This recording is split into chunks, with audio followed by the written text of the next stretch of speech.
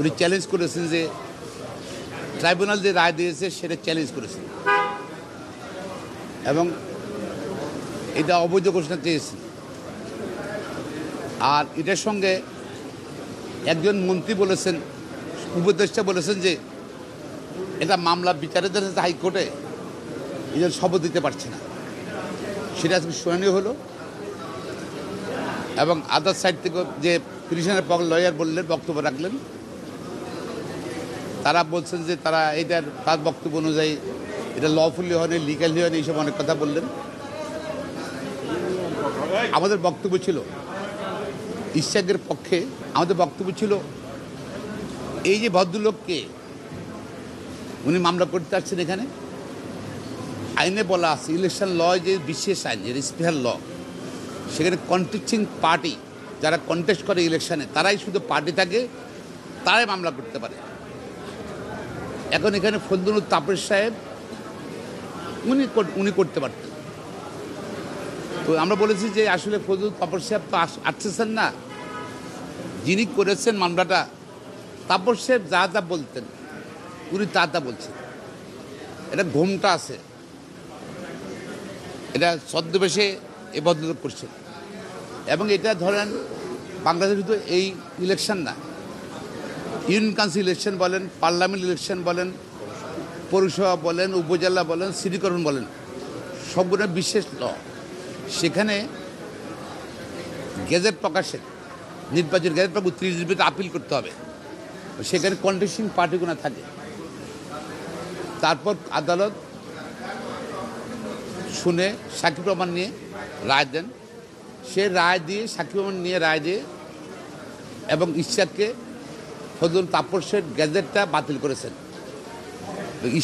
ইশাককে Dhaka city কর্পোরেশনের সাউথের mayor ঘোষণা করেছেন।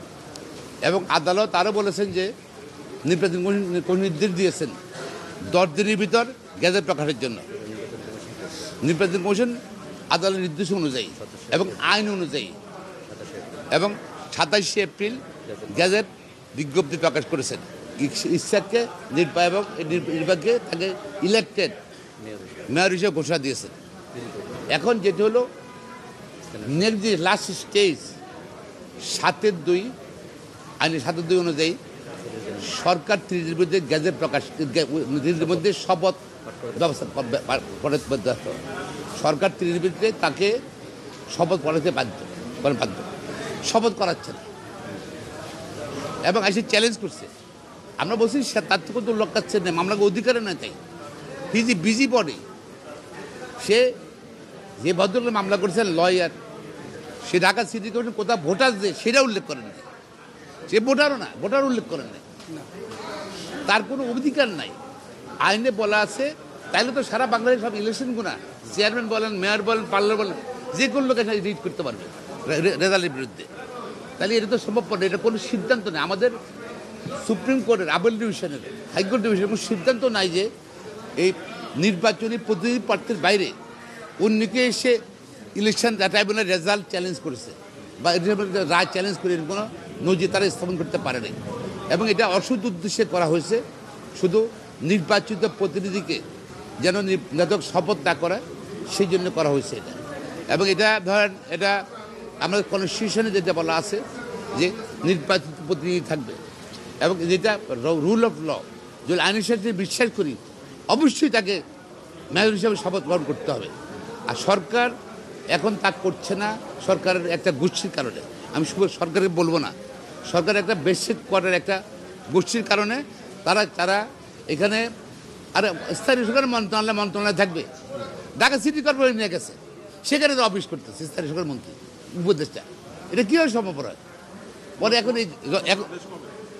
এখন তার কোনো লোক কাছে নেই, তার কোনো মামলাকে অধিকারে নাই এবং অসৎ উদ্দেশ্যে ফজলুল তাপস সাহেব আসতে পারছে না।